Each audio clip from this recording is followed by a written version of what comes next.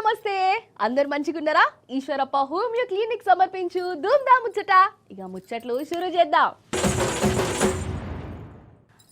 మొత్తానికి ఇక జూబ్లీహిల్స్ జనాలు ఎవరి జాతకం ఎట్లా రాసిర్రో తేలిపోయే రోజు రాని వచ్చింది. దగ్గర నెలన్నర సంది ప్రచారాలు, రోడ్ షోలు, బస్తీ మెసవాళ్ళు, మాట అనుకునుడు ఇవన్నీ నడిచినాయి కదా. ఉప ఎన్నికలల్లా గెలిచేతందుకు ఓట్లు కూడా పడ్డాయి. ఇక శుక్రవారం నాడు ఓట్ల వెట్టలను తెరుస్తారు. ఎవరు గెలిచిర్రో, జూబ్లీహిల్స్ జనాలు ఎవరి దిక్కు నిలబడతారో తేలిపోతుంది. మరి ఈ ఓట్ల లెక్కింపు ఎట్లా నడుస్తుంది, ఎప్పటి వరకు తేలిపోతుంది, ఏంది కథ అరుచుకుందాం. ఇక జూబ్లీహిల్స్ కథ క్లైమాక్స్ వచ్చిందోలా. ఇక్కడ జనాలు వేసిన ఓట్లు శుక్రవారం నాడు లెక్క పెడతారు ఆఫీసర్లు. ఇప్పటికే ఏర్పాట్లు సౌలతులు అవి పూరాగా చేసిరు. పొద్దుగాల 8ంటికి యూసఫ్గూడలో ఉన్న కోట్ల విజయభాస్కర్ రెడ్డి స్టేడియంలో ఓట్లను లెక్క పెడతారు. 10 రౌండ్లలో ఉంటదట లెక్కింపు కార్యం.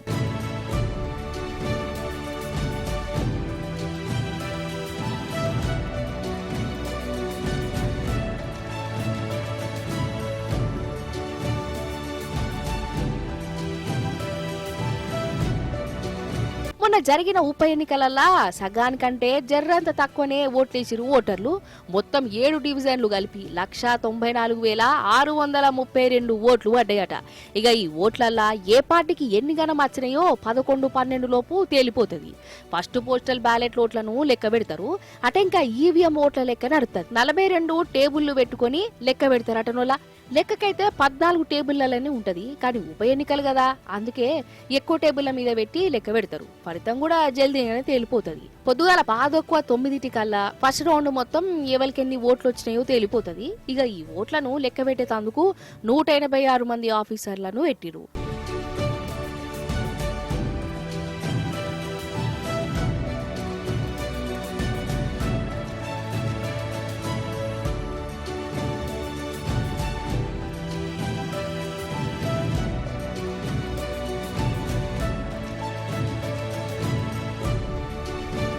అన్నట్టు ఈ ఉప ఎన్నికలలో మొత్తం 58 మంది పోటీ పడ్డారు. ఈ 58 మందిలా తగ్గ ఫోర్ నడిచింది. చేయి పార్టీ, కారు పార్టీ, పువ్వు పార్టీ నడమనే కదా. ఈ 3 పార్టీలలో ఎవరు గెలుస్తారో అనేది ఇప్పుడు జోరుగా చర్చ నడుపుతాంది. ఇక కౌంటింగ్ సెంటర్ కాడ బందోబస్తు గట్టిగానే పెట్టిరట. 100 కొద్ది కెమెరాలు, పోలీసులు 24 గంటలు కావలుగా వస్తుంటారు. రౌండ్ కు ఎవరికెన్ని ఓట్లు పడ్డాయో ఎలక్షన్ సంఘం వెబ్సైట్ లో కూడా పెడతారు. జూబ్లీహిల్స్ ఉప ఎన్నిక సంబంధంగా మన కౌంటింగ్ రేపు మార్నింగ్ 8 o'clock స్టార్ట్ అవుతుంది. టోటల్ పోల్డ్ ఓట్స్ 1,94,631, 48.49% ఓటింగ్ చేయడం జరిగింది. ఫస్ట్ పోస్టల్ బ్యాలెట్ స్టార్ట్ చేస్తాం. 407 పోలింగ్ స్టేషన్ ఉన్నాయి. 10 రౌండ్స్ చేస్తున్నాం. 42 టేబుల్స్ ఉన్నాయి. జనరల్ గా 14 టేబుల్స్ పెడతాము. స్పెషల్ పర్మిషన్ తీసుకుని 42 టేబుల్స్ పెట్టడం జరిగింది. బికాస్ 59 క్యాండిడేట్స్ ఉన్నారు, సో టైం పడుతుందని చెప్పి 42 టేబుల్స్ ఇవ్వడం జరిగింది. టోటల్ 186 మెంబర్స్ కౌంటింగ్ స్టాఫ్ ఉన్నారు. దానిలో కౌంటింగ్ సూపర్వైజర్, కౌంటింగ్ అసిస్టెంట్, ప్రతి టేబుల్లో ఒక కౌంటింగ్ కోసం మైక్రో అబ్జర్వర్ కూడా ఉంటారు. ఈసీఐ అబ్జర్వర్ ఉంటారు, ఈసీఐ టీం కూడా ఉంటారు. వారు కూడా ప్రతి దానికి చెక్ చేయడం జరుగుతుంది. 6 అనే ప్రధానంగా కౌంటింగ్ అని వారు ఆధ్వర్యంలో కౌంటింగ్ ప్రక్రియ చేయడం జరుగుతుంది. దాని కౌంటింగ్ ప్రాసెస్ లో వీళ్ళలో క్యాండిడేట్ ఆర్ ఏజెంట్ లేదా వారు కౌంటింగ్ ఏజెంట్, ప్రతి ఒక్క టేబుల్ కు వారు కౌంటింగ్ ఏజెంట్ పెట్టచ్చు. సో 42 టేబుల్స్ కు 42 కౌంటింగ్ ఏజెంట్స్ వారు క్యాండిడేట్ పెట్టచ్చు. అదర్ పర్సన్స్ ఎవరు అలౌ చేయడానికి వీలు లేదు. కౌంటింగ్ కోసం పూర్తి ఏర్పాటు చేయడం జరిగింది. ఎలక్షన్ అఫీషియల్స్ కూడా విజిట్ చేయడం జరిగింది. దాంతో పాటు సెక్యూరిటీ కూడా పూర్తిగా చేయడం జరిగింది. అన్నట్టు అటు బీహార్ లో కూడా ఎలక్షన్లు అయినాయి కదా, అక్కడ ఓట్లను కూడా శుక్రవారం నాడే లెక్క పెడతారు. ఇక ఆడ కొత్తగా అధికారంలకు ఎక్కేది ఎవరు, ఏంది కథ రేపు పొద్దుముక్కల్లా తేలిపోతుంది. ఇటు జూబ్లీహిల్స్ ఉప ఎన్నికల ఓట్ల లెక్కింపు, అటు బీహార్ ఓట్ల ముచ్చట్లన్నీ మన టీ న్యూస్ ఛానల్లో చెప్తూనే ఉంటాం. పొద్దుగాల 6 సండే మన టీ న్యూస్ విలేకరుల జట్టు ఈ లెక్కింపు వార్తలను ఎప్పటికప్పుడు లైవ్ గా అందజేస్తూనే ఉంటారు. అసలు సిసలైన వాస్తవాలు తెలవాలంటే మీరు మన టీ న్యూస్ ను చూస్తూనే ఉండాలి. నిజం చెప్తున్నా, ఏమంటే ఈ షేయి పార్టీ అధికారంలోకి వచ్చిందో అందరికంటే ఎక్కువ దోకా తిన్నది ఎవరల్లా రైతులే. లెక్కకైతే అందరు మోసపోయారు. తెలంగాణనే గోసపడ్డది. రైతులు పూరాగా నమ్మి నట్టేట మునిగి నులివూత మోసపోయారు. ఇంకా మోసపోతూనే ఉన్నారు. 2 ఏళ్ల సంధి సూతలేమా మన రైతుల కష్టాలు. రైతు బంధు సక్క ఇయ్యకపాయే, రుణాలందరికీ మాఫీ చేయకపాయే, ఎరువులు బోనసులు ఇయ్యకపాయే. రైతులను ఏడవబట్టే కింత మోసం అసలు అయిపోయినా అసలు మన ముఖ్యమంత్రి రేవంత్ అన్న మోసం చేసేటందుకు మన రైతులు ఏమన్నా దొరికిరానులా మరి గింత అద్మానమా గింత ఘోరమా ఏమంటే సీఎం కుర్చీలో కూర్చున్నాడో ఇగో అద్వర్సంది రైతుల మీద పగబట్టినట్టే చేస్తాడు కోరి ఈ రేవంత్ సారు గిట్లనే అంటున్నారు మరి కాదా మరి పంట బోనసులు ఏ పాట ఇచ్చిండోలా రేవంత్ సారు బోనస్ సంగతి పక్కన పెట్టు అసలు పండించిన పంటను కొంటనే కదా రోజుల కమానం సెంటర్ల కాడ బత్తాలకు బత్తాలు గట్లనే ఉండయి వడ్లు కొనేదే లేదు పత్తి కాంట పెట్టింది లేదు మక్కలను పట్టించుకునేదే లేదు కొన్ని సార్లు అంటే దేవుడే లేదు ఎందుకంటలేనంటే కొంటే బోనస్ ఇయ్యాల్సి వస్తుంది కదా మరి రైతులు పండించిన పంటను ఎవరు కొనాలి ఓ దిక్కు వరి మొక్కజొన్న రైతులు కొన్ని సార్లు అని రోడ్డెక్కి ధర్నాలు గిర్నాలు చేస్తున్నా ఈ సర్కార్కు మాత్రం కననే కనబడతలేదు తాళ్ళు మొక్కినా మనసు మాత్రం కరుగుతలేదు మరి గింత అన్యాయమా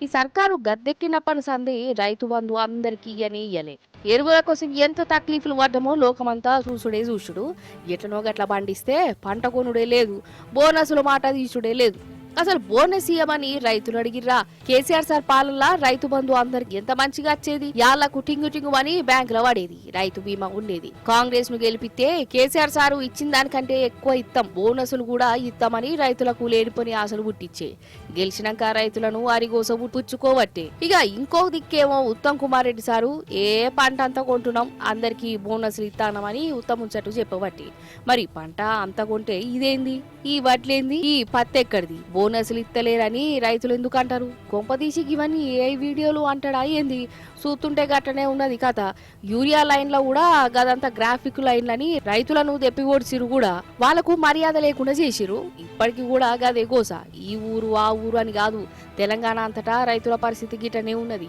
అసలు ఉప ఎన్నికల మీద ఉన్న పాయిరం కంసకం రైతుల మీద కూడా లేకపాయ సర్కారోళ్ళ కానీ గరమైతుడి పబ్లిక్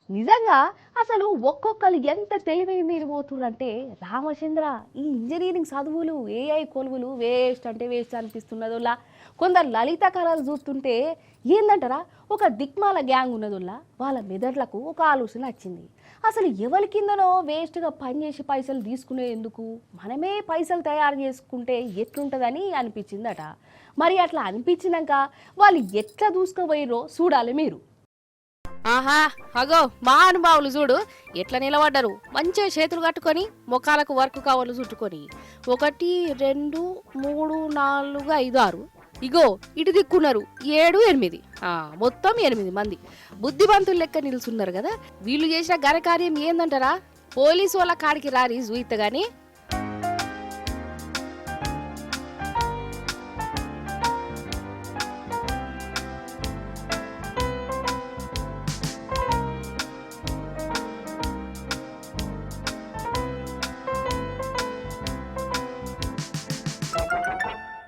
చూసిరా 500 నోట్ల కట్టలు ఇవి ఒరిజినల్ నోట్లు అనుకోగల కాదు కాదు డూప్లికేట్ నోట్లు అగో పోలీసార్లు పరీక్ష పెట్టి చూస్తాను చూడు సేమ్ టు సేమ్ ఒరిజినల్ నోట్లు ఎట్లుంటాయో గట్టనే డూప్లికేట్ నోట్లు ముద్దర కొట్టి జనాలకు అంటగడుతురట ఈ దేడిది మగ్గాలు ఈడ అసలైన ముచ్చట ఏంటంటే రమేష్ బాబు అనేటోడును ఆయన చెల్లె ఇద్దరు కలిసి తాండూరులో ఉన్న వాళ్ళింట్లోనే గిట్లా డూప్లికేట్ నోట్ల ఫ్యాక్టరీ పెట్టిరు మిషన్లు గిషన్లు అన్ని తెచ్చుకొని ముద్దర కొడతారట ఈ అన్న చెల్లెళ్ళు అటెంకా ఒక బ్యాచ్ ని దొరకబట్టి వాళ్ళ చేతుల ఈ పైసలు పెట్టి జనాలకు అంటగట్టమని చెప్తారు ఇగో వీళ్ళే గట్ల నోట్లను జనాలకు అంటగట్టేది అసలు వీళ్ళు దందా ఎట్లా నడుపుతుర్రో పోలీస్ సార్ చెప్తాడు ఇనురి నకిలీ నోట్ల ముఠాను పట్టుకోవడం జరిగింది కస్తూరి రమేష్ బాబు అనే వ్యక్తి సిస్టర్ రామేశ్వర్ ఇద్దరు కూడా గతంలో కొన్ని పోలీస్ స్టేషన్లో కేసులో నకిలీ నోట్ల కేసులో ఇన్వాల్వ్ కావడం జరిగింది చాంద్రాగుంట పోలీస్ స్టేషన్లో గోపాలపురం పోలీస్ స్టేషన్లో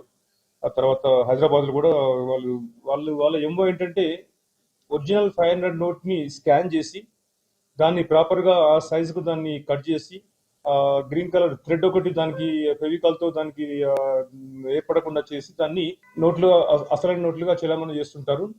ఈద్గా గ్రౌండ్స్ లో ఒక 8 మెంబర్స్ ని అదుపులోకి తీసుకొని వారి దగ్గర నుంచి 500 rupees denomination, total 950 notes, 4,75,000 rupees, మరి ఒక మారుతి సుజుకి కార్ ఒకటి సీజ్ చేసుకోవడం జరిగింది.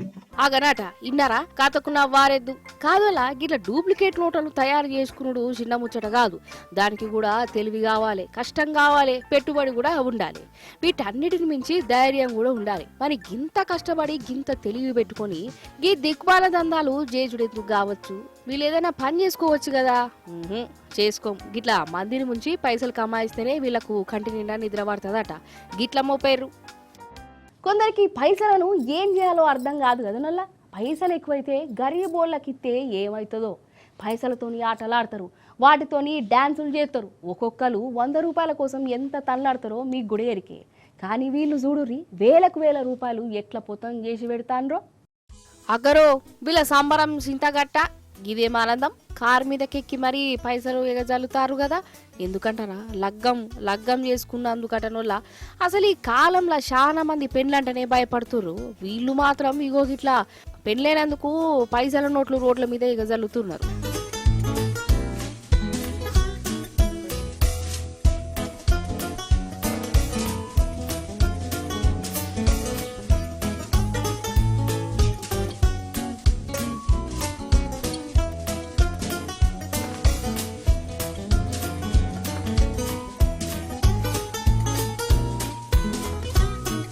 సరే లగ్గం చేసుకునేది మంచిది. లొల్లులు జోడాలు లేకుండా పిల్ల పాపలతోని కలకాలం ఉండాలని మనం కూడా దీవెనార్థులు ఇద్దాం.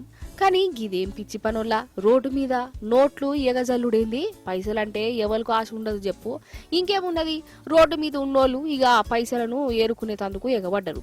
జనాలు ఎగబడుడు, వీళ్ళు ఇంకా ఎగజల్లుడు, అదేదో సర్కస్ ఆటల లెక్కనే నడిచింది. రోడ్డంతా ట్రాఫిక్ జామ్. వీళ్ళు చేసిన కథకు కిలోమీటర్ల పొడుగుతా కార్లు, బస్సులు, బండ్లు ఎక్కడికక్కడ ఆగిపోయినాయి.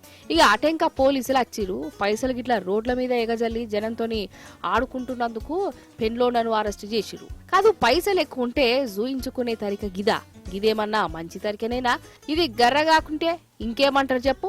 అంతలావైతే గరీబోళ్లకు పంచు, వాళ్ళకు బట్టలు పెట్టు, లేకుంటే పెళ్లి చేసుకున్నందుకు కడుపు నిండా తినబెడితే పుణ్యమన్నా అత్తది కదా. కానీ రోడ్ల మీద పైసలేగజల్లి ఇట్లా సంబరపడుడేందో కథకు నవ్వాలేదు అన్నట్టు. ఇది ఏడ జరిగిందో చెప్పాలి కదా. గా ఉత్తరప్రదేశ్ రాష్ట్రంలో ఫరూకాబాద్ లో నటనోళ్ళ ఏడైతే ఏంది గాని ఒక్కసారి 100 రూపాయలు లేక తనలాడేటోళ్ళు ఉంటారు చాలా మంది. అసంటిది పైసలను వీళ్ళు గిట్లా చేస్తానంటే వీళ్ళకు గట్టి బుద్ధి చెప్పుడే కావాలి అని అంటారు పబ్లిక్.